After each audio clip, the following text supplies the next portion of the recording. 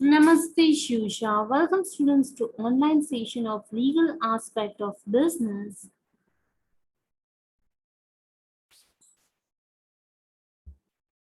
आज આપણે કન્ટિન્યુ કરશું રાઇટ્સ ઓફ કન્ઝ્યુમર પ્રોટેક્શન એક્ટમાં એક ક્વેશ્ચન તમને પૂછું. I know my rights. Do you know your rights? Right, ઈ ક્વેશ્ચન્સના આન્સર તમને પ્રોવાઈડ કરે છે રાઇટ્સ ઓફ કન્ઝ્યુમર, જે આપણે આ સેશનમાં કન્ટિન્યુ કરશું.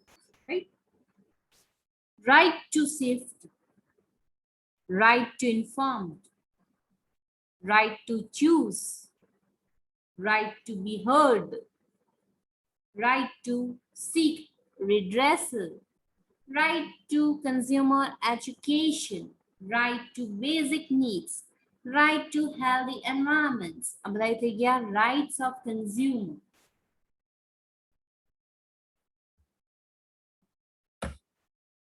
Let us see the very first right, right to be safety. Right to be safety એટલે શું કે છે? Consumer Protection Act પ્રમાણે customers ના right છે regarding the safety related to goods and services of hazardous nature ના goods and services હોય જે તમારા લાઈફ ને હેલ્થ ને ઇન્જરી કરતું હોય એવા પ્રોડક્ટ્સ માટે તમને સેફટી માટેનો રાઈટ છે.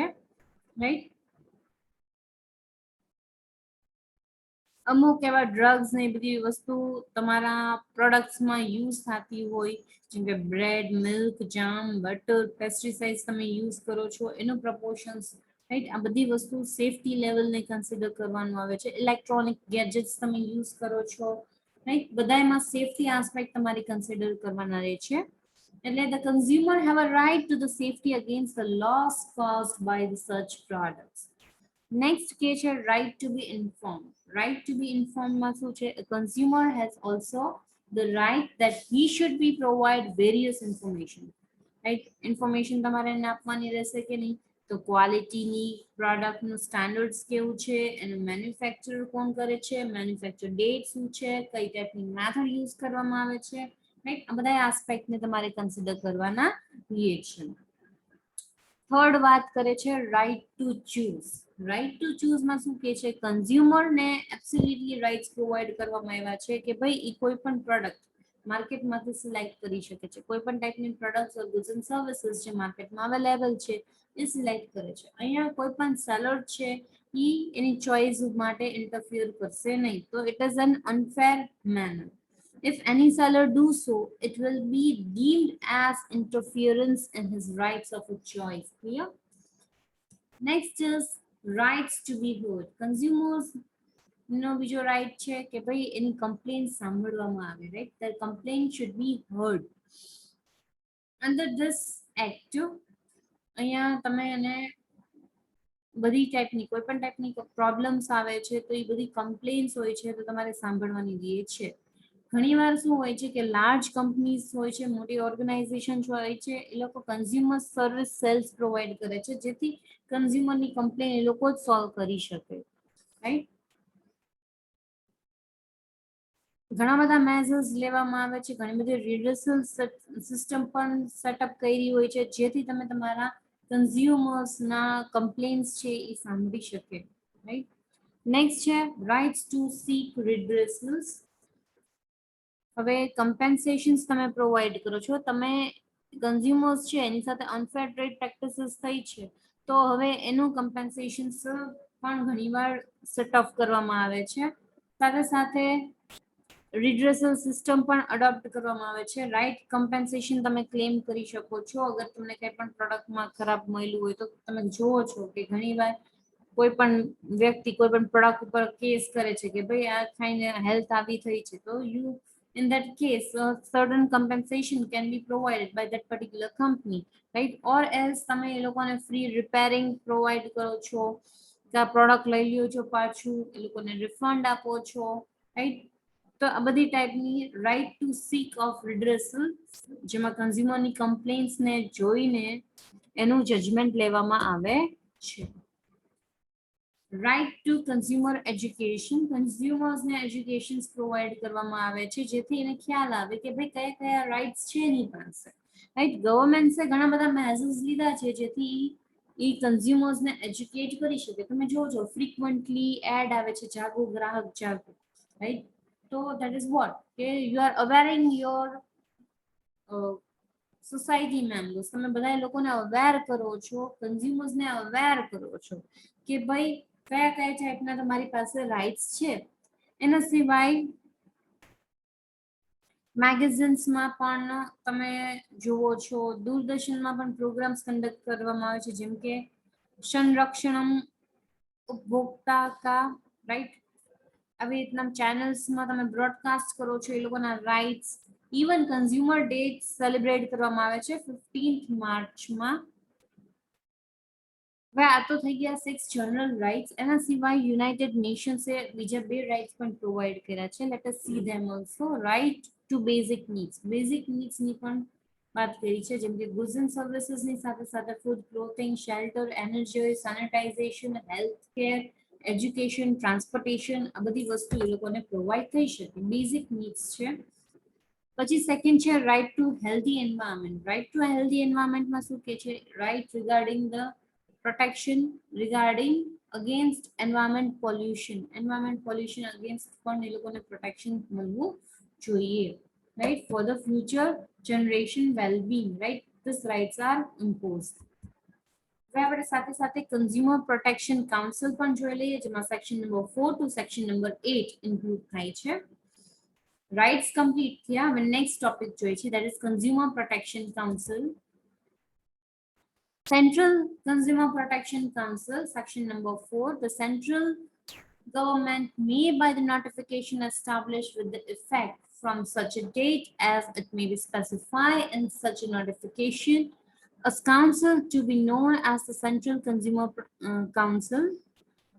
Central government છે નોટિફિકેશન પ્રોવાઈડ કરે છે, જે પણ ડેટ થી તમે કાઉન્સિલ યુઝ કરો છો ત્યારથી મેન્શન કરેલું હોય છે. સેન્ટ્રલ કન્ઝ્યુમર પ્રોટેક્શન કાઉન્સિલ કહેવાય છે, as it is related with the central government.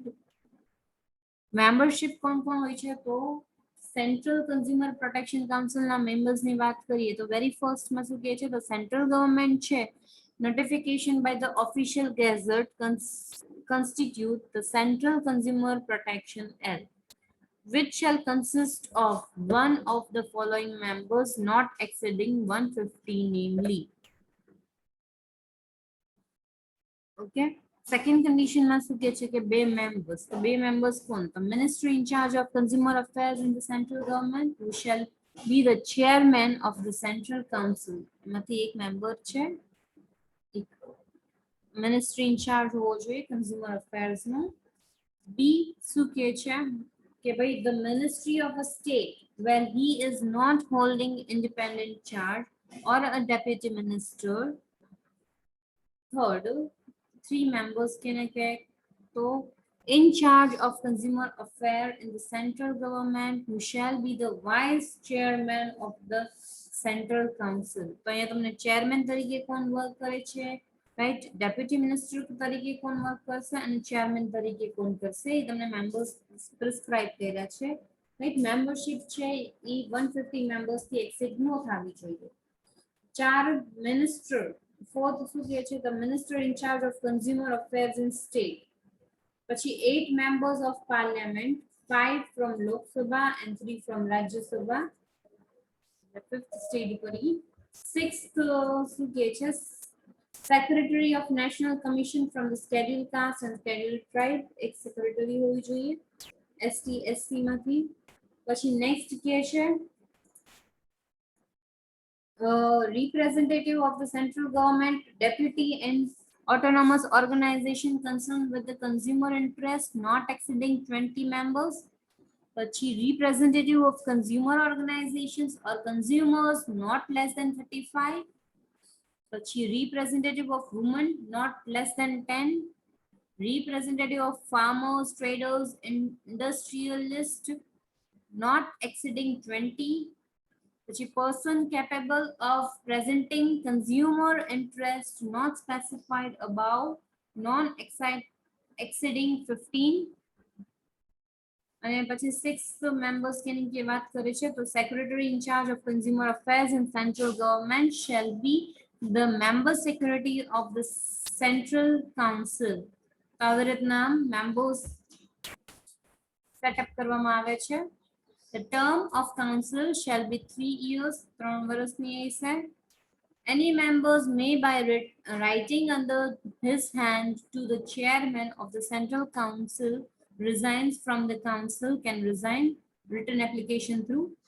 The vacancies so caused or otherwise shall be filled from the same category by the central government, and such a person shall hold office so long as the member whose place he fills would have been entitled to hold office if the vacancy had not occurred.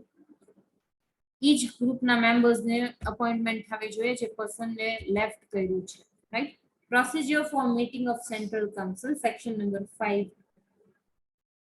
Central Council shall meet as and when necessary, but at least one meeting of council shall be held every year. एक meeting होवी जरूरी છે. બીજું શું કહે છે? Central government shall meet at such a time or place as the chairman may think fit, and shall observe such a proceeding in regard to the transactions of its business as may be prescribed.